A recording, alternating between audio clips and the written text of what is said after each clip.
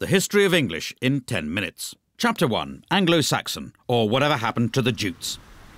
The English language begins with the phrase, "Up yours, Caesar," as the Romans leave Britain, and a lot of Germanic tribes start flooding in. Tribes such as the Angles and the Saxons, who together gave us the term Anglo-Saxon, and the Jutes, who didn't. The Romans left some very straight roads behind, but not much of their Latin language. The Anglo-Saxon vocab was much more useful, as it was mainly words for simple everyday things like house, woman, loaf, and werewolf. 4 of our days of the week were named in honour of Anglo-Saxon gods. They didn't bother with Saturday, Sunday and Monday, as they'd all gone off for a long weekend. While they were away, Christian missionaries stole in, bringing with them leaflets about jumble sales and more Latin. Christianity was a hit with the locals and made them much happy to take on funky new words from Latin like martyr, bishop and font. Along came the Vikings, with their action man words like drag, ransack, thrust and die. They may have raped and pillaged, but they were also into give and take, 2 of around 2,000 words they gave English, as well as the phrase, "Watch out for that man with the enormous axe." Chapter 2. The Norman Conquest, or Excuse My English. 1066. True to his name, William the Conqueror invades England, bringing new concepts from across the Channel like the French language, the Doomsday Book, and the duty-free Gaulois multipack. French was de rigueur for all official business, with words like judge, jury, evidence and justice coming in and giving John Grisham's career a kick-start. Latin was still used ad nauseam in church, but the common man spoke English, able to communicate only by speaking more slowly and loudly until the others understood him. Words like cow, sheep and swine come from the English-speaking farmers, while the à la carte versions, beef, mutton and pork, come from the French-speaking toffs, beginning a long-running trend for restaurants having completely indecipherable menus. All in all, the English absorbed about 10,000 new words from the Normans, though they still couldn't grasp the rules of cheek-kissing. The bonhomie all ended when the English nation took their new warlike lingo of armies, navies and soldiers and began the 100 Years' War against France.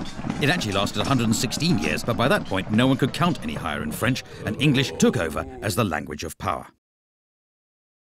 Chapter 3. Shakespeare, or a plaque on both his houses. As the dictionary tells us, about 2,000 new words and phrases were invented by William Shakespeare. He gave us handy words like eyeball, puppy dog and anchovy, and more show-offy words like dauntless, besmirch and lackluster. He came up with the word alligator, soon after he ran out of things to rhyme with crocodile. And a nation of tea drinkers finally took him to their hearts when he invented the hobnob. Shakespeare knew the power of catchphrases as well as biscuits. Without him, we'd never eat our flesh and blood out of house and home. We'd have to say good riddance to the green-eyed monster, and breaking the ice would be as dead as a doornail. If you tried to get your money's worth, you'd be given short shrift, and anyone who laid it on with a trowel could be hoisted with his own petard. Of course, it's possible other people used these words first, but the dictionary writers liked looking them up in Shakespeare because there was more cross-dressing and people poking each other's eyes out. Shakespeare's poetry showed the world that English was a rich, vibrant language with limitless expressive and emotional power, and he still had time to open all those tea rooms in Stratford. Chapter 4. The King James Bible, or Let There Be Light reading. In 1611, the powers that be turned the world upside down with a labour of love, a new translation of the Bible. A team of scribes with the wisdom of Solomon went the extra mile to make King James' translation all things to all men, whether from their heart's desire to fight the good fight or just for the filthy lucre. This sexy new Bible went from strength to strength, getting to the root of the matter in a language even the salt of the earth could understand. The writing wasn't on the wall, it was in handy little books, with fire and brimstone preachers reading it in every church. Its words and phrases took root to the ends of the earth, or at least the ends of Britain. The King James Bible is the book that taught us that a leopard can't change its spots, that a bird in the hand is worth 2 in the bush, that a wolf in sheep's clothing is harder to spot than you would imagine, and how annoying it is to have a fly in your ointment. In fact, just as Jonathan begat Meribal, and Meribal begat Micah, the King James Bible begat a whole glossary of metaphor and morality that still shapes the way English is spoken today. Amen. Chapter 5. The English of Science, or How to Speak with Gravity. Before the 17th century, scientists weren't really recognised, possibly because lab coats had yet to catch on. But suddenly Britain was full of physicists. There was Robert Hooke, Robert Boyle, and even some people not called Robert, like Isaac Newton. The Royal Society was formed out of the Invisible College, after they put it down somewhere and couldn't find it again. At first they worked in Latin. After sitting through Newton's story about the pomum falling to the terror from the arbor for the umpteenth time, the bright sparks realised they all spoke English, and they could transform our understanding of the universe much quicker by talking in their own language. But science was discovering things faster than they could name them. Words like acid, gravity, electricity, and pendulum had to be invented just to stop their meetings turning into an endless game of charades. Like teenage boys, the scientists suddenly became aware of the human body, coining new words like cardiac and tonsil, ovary and sternum.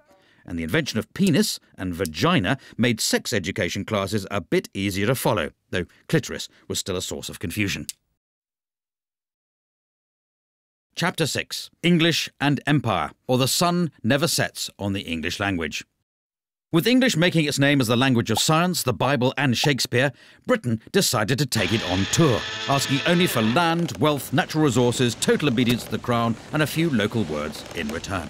They went to the Caribbean looking for gold and a chance to really unwind, discovering the barbecue, the canoe, and a pretty good recipe for rum punch. They also brought back the word cannibal to make their trip sound more exciting. In India, there was something for everyone. Yoga to help you stay in shape while pretending to be spiritual.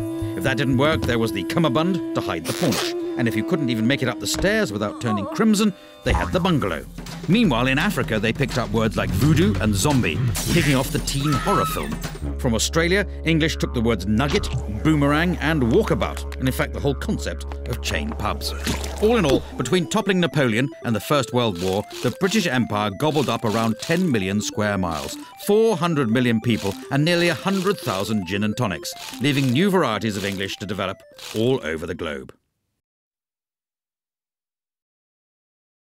Chapter 7. The Age of the Dictionary, or the Definition of a Hopeless Task.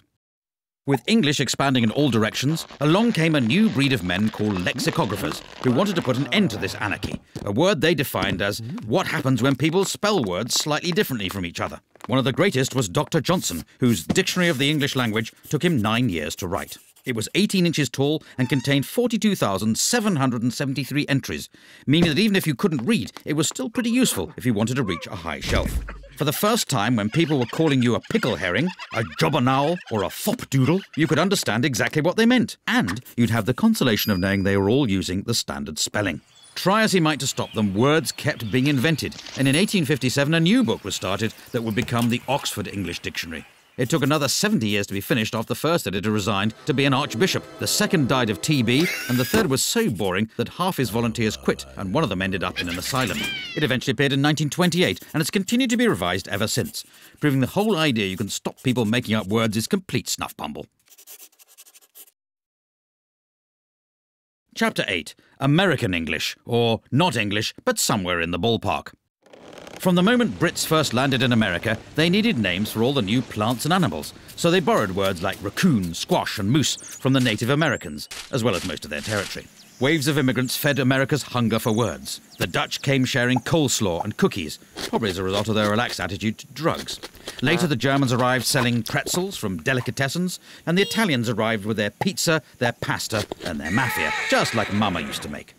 America spread a new language of capitalism, getting everyone worried about the break-even and the bottom line, whether they were blue chip or white collar. The commuter needed a whole new system of freeways, subways and parking lots, and quickly, before words like merger and downsizing could be invented.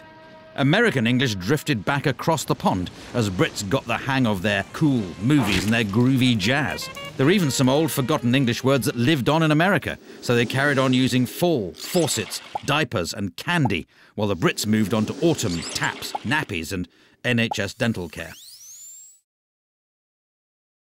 Chapter 9. Internet English, or Language Reverts to Type. In 1972, the first email was sent. Soon the internet arrived, a free global space to share information, ideas and amusing pictures of cats.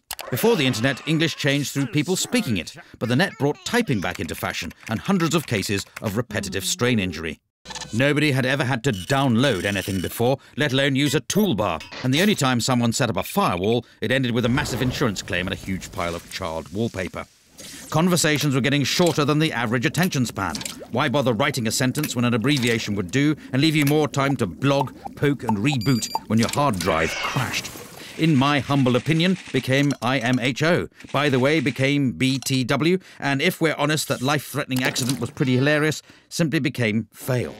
Some changes even passed into spoken English. For your information, people frequently ask questions like, how can LOL mean laugh out loud and lots of love? But if you're going to complain about that, then UG2BK. Chapter 10. Global English, or whose language is it anyway?